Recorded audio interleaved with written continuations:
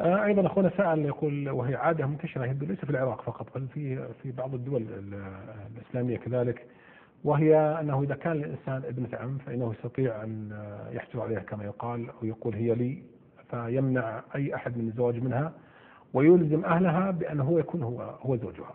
هذه أيضا من العادات السيئة والعرف المنكر الحقيقة.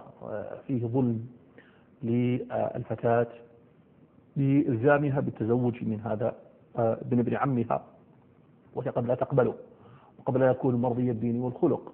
فهذا من العضل الذي نهى الله تعالى عنه الأولياء أن يعضلوا بناتهن. فلا تعضلوهن لتذهبوا ببعض ما أتيتم، فلا تعضلوهن لتذهبوا ببعض ما أتيتموهن. فلا يجوز للولي أن يعضل ابنته بأن يمنعها من الزواج إلا من ذلك الشاب، سواء كان ابن عمها أو غيره.